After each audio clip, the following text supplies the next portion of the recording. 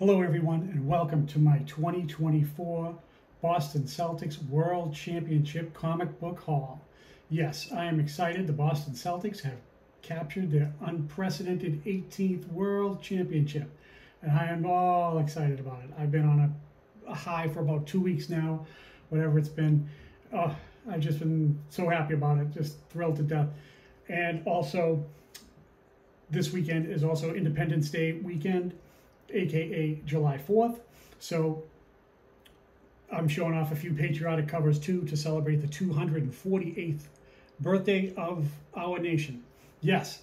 Okay, comic book haul. I'm excited. Let's get into this. So I'm showing off a couple of patriotic books to lead things off, and then I'm going to get into a comic book convention that I attended, and I got a lot of really cool books, and I hope you'll stick around to the end to see them all, because I got some great stuff today and I want to share with you guys, and I hope you enjoy it. Okay, let's get underway. What is this? All right, yeah, this is a patriotic book. This is Elvira, Mistress of the Dark, #1, patriotic cover. Love that. Good stuff. Yeah, check it out. So, yeah, oh, this is a nice one. This is Lady Death. Bikini salute. She's got her patriotic American flag bikini on, standing in front of the flag, giving you a nice salute. This came out last year for Independence Day. This is number 77 of 150. Says down there in the lower corner. You can see that. That's cool. And of course, my favorite patriotic book in my collection is this thing. So yeah, any excuse I have to show this off, I'm gonna do it. So yeah, for sure. So yep, this is Wonder Woman number 28, steampunk variant. Love that. So that's it for my patriotic books. All right, let's get into this haul. So, okay, so I went to Boston Fan Expo a couple of weeks ago, and this was when the NBA Finals was actually happening in Boston. So my wife booked the hotel in the downtown area, and as luck would have it, the NBA was staying at this hotel. So like, I think the delegation from like the league itself and like ESPN, ABC crew, all of the people from like those networks were there. So it was great. And the hotel that I stayed at was a short walk to the convention, Boston Fan Expo, a couple of weeks ago. So this leads me to this book. This is a Fan Expo exclusive. Now Fan Expo, I believe, travels around and goes to different cities. I think they go to like San Francisco and Los Angeles, and I think Dallas and Houston maybe. So this book debuted in one of those ones. I think maybe Dallas, Texas, somewhere. So yeah, this is an Archerarm Scarlet Witch book. This was in lesser quantities than the trade dress one that they have. So I only bought this one, got this one. This is one of my favorite Scarlet Witch covers ever. Just so beautiful. Look at that. Wow, just amazing. Loving that. So yeah, great. So while I was there, I also got this book. This is Vampirella Dark Reflections #1 by Ariel Diaz. Ariel Diaz was at the convention and she signed my book. So it is just stunning. And while I was talking to her, I realized that she had 2 versions of this book. And there's this one. This is the regular standard color one, I guess, limited to 500 copies. And she signed the bottom in like a foil, silver foil pen marker. So, and then she also had this one, slightly different, Ariel Diaz, black and white with red variant. So just a beautiful thing. She signed for me. She was nice, fun to talk to, really personable, great person. I loved meeting her and I had a great time. She was so nice to meet in person. So love that. It was nice to meet Ariel Diaz at the Boston Fan Expo. So, all right, next up is this one. This is Munsters #1. First appearance of the Munsters from 1965 or 1966. I can't remember which it is. So yeah, so this is a cool book. I used to love watching the Munsters after school when I was a kid on Channel 56 in Boston. Great independent channel up there. So love that, brings back a lot of nostalgia. So, okay, so while I was up there, I got this cool Catwoman 72 Adam Hughes cover. Great. That Catwoman run that Adam Hughes did has some awesome covers, and some of his best work are in that series. And I was happy to see this in a nice high grade condition. So happy to get that. That was great. So another book I got, keeping the Adam Hughes train rolling, was this book here. This is She-Hulk #1. This is a foil edition. This book, I believe, only exists in the foil. I don't think there is a non-foil version of this. So yeah, so hope it shows up pretty good. So moving it back and forth so you get some of that foil goodness. So yeah, good stuff. So okay, so moving right along. Another cool book I got is this one, The Bionic Woman #2 from the 70s, I guess.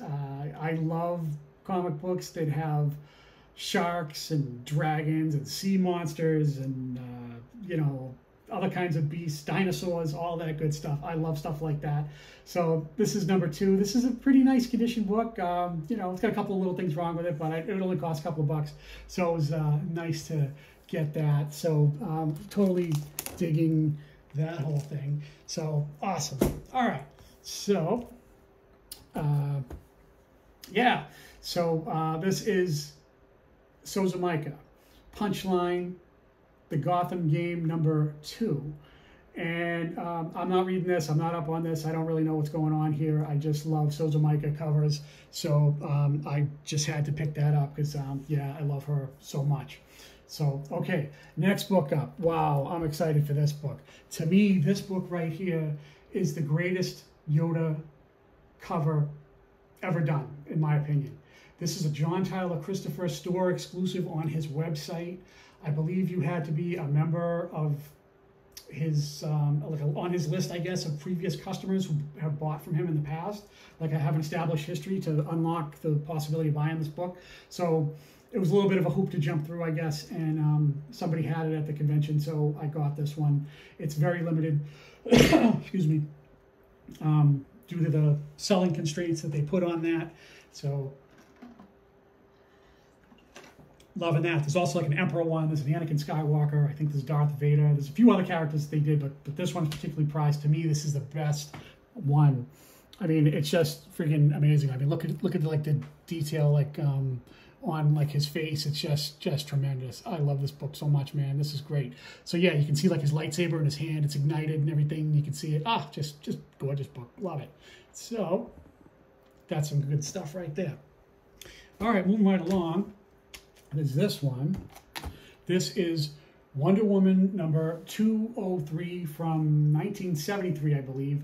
This is the last Wonder Woman book where she has no superpowers and she's not wearing her costume that she normally wears. And she doesn't have her lasso, she doesn't have the tiara, none of that. So this is the last one before it goes back to that. And the following issue was that great 204 yellow book with Nubia first appearance, which is that's a great book to have.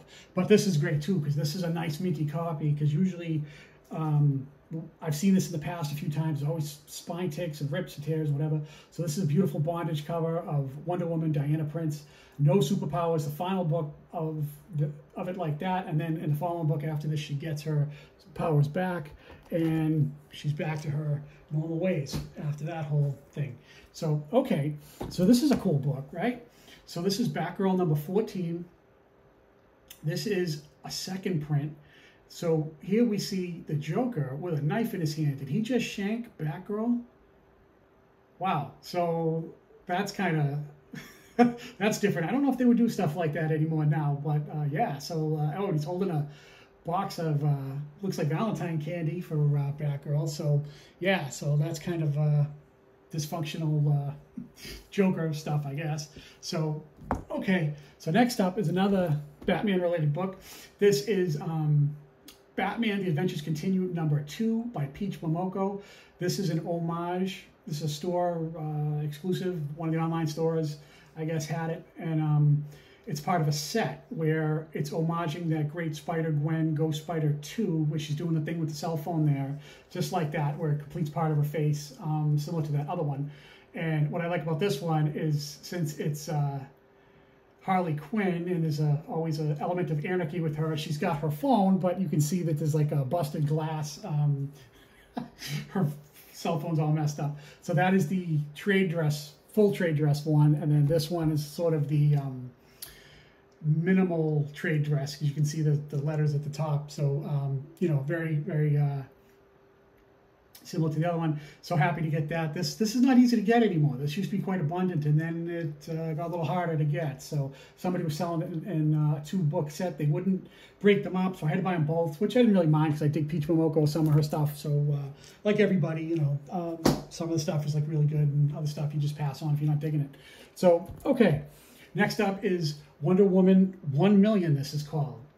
Artist, I believe, is Mike Diodato. This came out at a time when DC was doing a book number 1 million for a lot of their flagship characters, and this is no different. This is the Wonder Woman one. I don't have any of the other ones. This is the only one I have. So happy to get this one, Wonder Woman, digging it. So got that. Oh, this one. This is a real cool book. So happy to finally have this. All right, so this is a cool variant to get for my variant guys out there. This is Amazing Spider-Man number 9, 1:25 ratio variant Dell'Otto cover. This is a connecting cover. This is a cover where there's like 4 or 5 other books that all together make like a connecting cover, like sort of mural kind of thing. And it's got all different Spider-Man people in it. And what's so special about this book is the second appearance of Spider-Gwen. So a lot of people don't know that this book is that, because Spider-Gwen does not appear on the cover here, unfortunately. But this is a sneaky, cool book to have. And man, when the Spider-Gwen train takes off, if and when that ever happens, this is going to be one of those sneaky good ones to get. 1:25 ratio variant, second appearance of Spider-Gwen. So yeah, so cool book to have. I wanted that thing for a long time, and I never could pull it off because it always was expensive until fairly recently. So as I say, I went to this Boston Fan Expo, and there were people there selling comic books, and it was great. So I found this book. This is Edge of Spider-Verse, first appearance of Spider-Gwen, but it is the 4th printing. You can tell by the purple at the top and at the bottom. So the person I went to actually had 3 copies. They were all in really nice, great condition, and they weren't marked. So there's no price on this. I'm like, oh, how's this going to go? How's this going to work? Let's see how this turns out.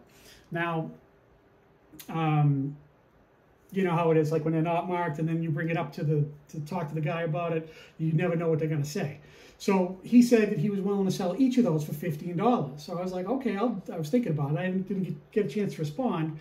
And he was talking about this book, and he was saying, I don't know why people want books like this. I don't like books like this. He said, what you really need to do is get the one that's the first appearance, not the second appearance or third appearance, or in this case, the 4th appearance. Officially, this book has 5 different printings, plus facsimiles and other stuff, but early on, it only had 5. So he was saying that, you know, the other ones are the one to get, and this is not worth your time, pretty much is what he was saying. So I was like, okay, before I could respond to him. So he was saying he wanted $15 for each one of them, but he said if I took all 3, he'd sell each of them to me for $10 for a grand total of $30.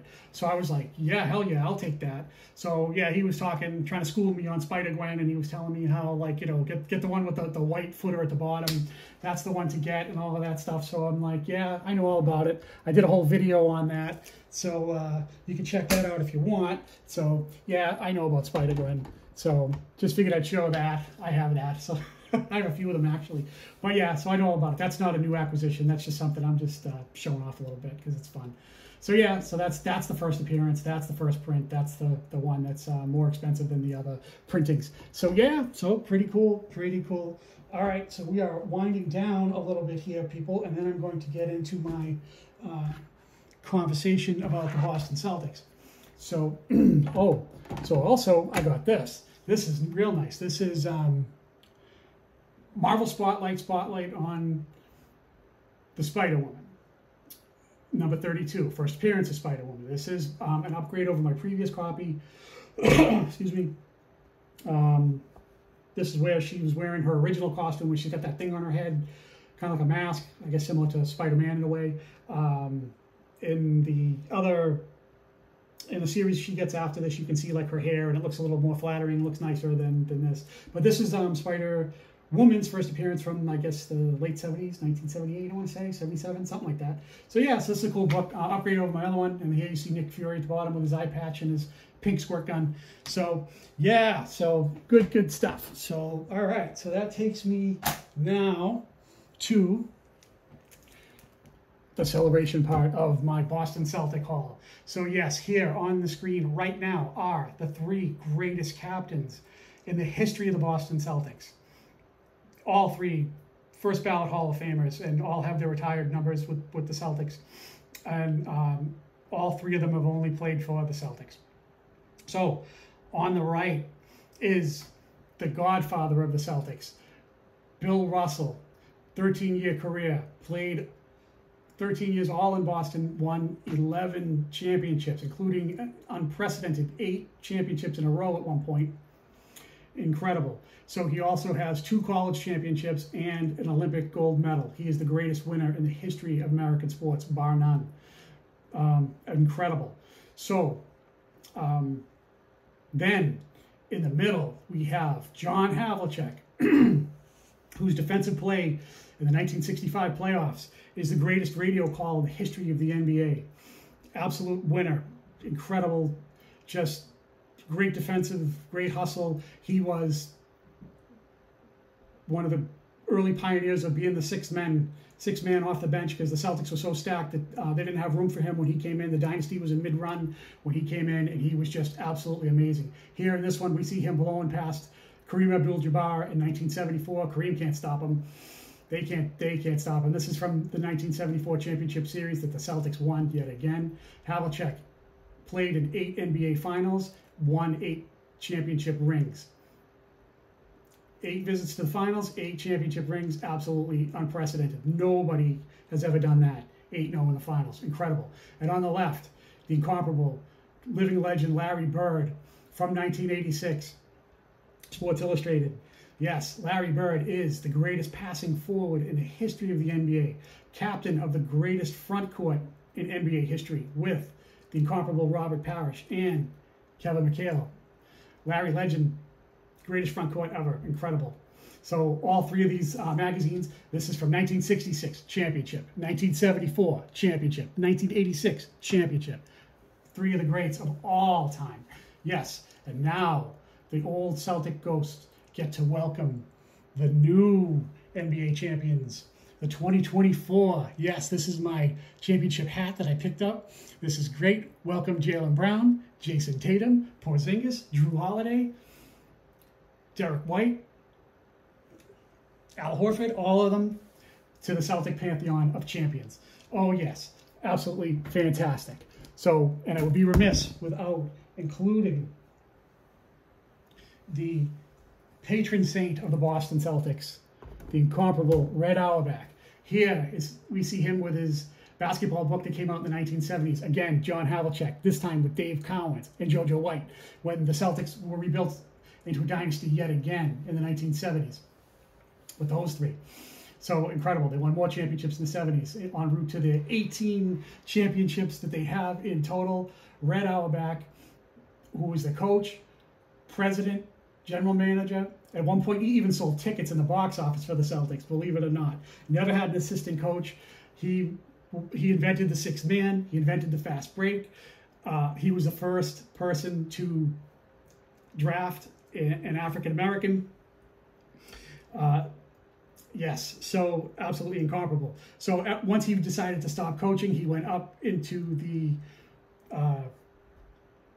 front office of the team, and he handed the team over to Bill Russell, who his last 2 championships with the Celtics in 1968 and 1969, Bill Russell was not only a player, but he was a player and the coach at the same time.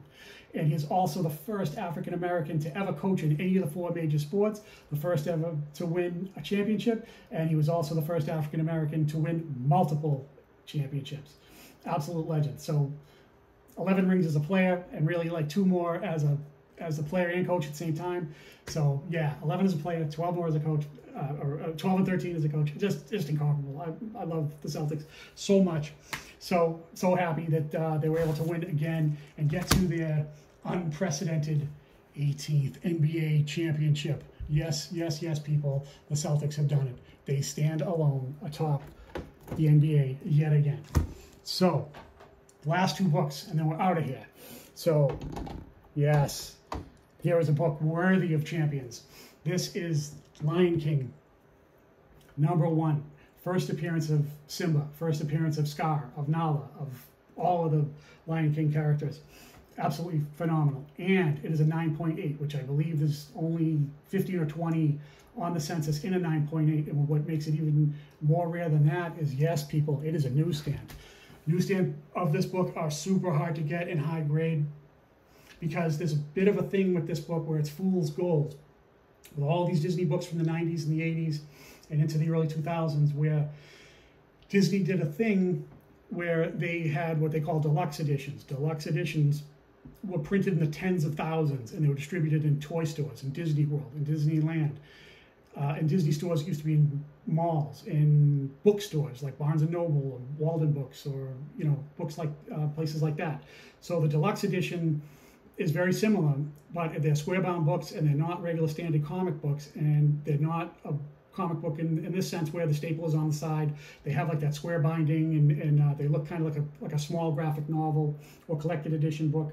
Those ones are the deluxe ones. The deluxe ones are usually somewhere around $5, and then the real comic book like this is somewhere around about $3. That's the one you want to get. So that's just absolutely amazing. So wow, I've wanted this thing for a really long time. This book is super tough to get, and I don't know how many more are going to come in 9.8, because you figure this is the 30th anniversary of The Lion King now, and there's around 20, I guess, and how many of those ones are newsstand? CGC doesn't keep track of those ones. So, okay, final book coming up. This is it. This is the end. And as you know, in Irish mythology, in Irish legend, in Irish folklore, if you capture a leprechaun, like the leprechaun seen here on my hat, and incidentally, the Celtic logo was designed by Red Auerbach's brother. So if you have captured a leprechaun, he is always supposed to have a pot of gold at the end of the rainbow that you would get if you can manage to capture him. So that leads me to my next book, Veronica and the Pot of Gold. This book, she even says you were expecting a leprechaun because she's sitting on a pot of gold and she's at the end of the rainbow. This is a 9.8. I believe there's only 4 or 5 9.8s of this book on the census. And that ties in with the whole Celtic lore and mythology of my championship haul, of my beloved Boston Celtics, who I love so much. I'm a super fan. I live in New York, but I'm a transplanted Bostonian, and I'm just so happy with my Celtics, and just over the moon with them. And they're all so young, and they're all contractually obliged to the Celtics now. They're all getting paid, and they're all signed. So the potential is there for them to keep on rolling, and they might even actually get better because they're still, their core is basically all young. So yeah, so could be the start of great things for the Celtics and for me. So I know this is sicky sweet, heavy with Celtic influence, but I don't care. Hey man, when your team wins a championship, you can do a video and you can shake your ass and show off your stuff, and I'll be there to watch it, and probably grudgingly because I need my Celtics to win. But hey, when your team wins a championship, do what you want. You're the winner. So hats off to my Celtics. Happy Independence Day. Happy 4th of July. Thank you for watching. I love you guys. I'll see you guys all on the next one. Thank you so much. Goodbye.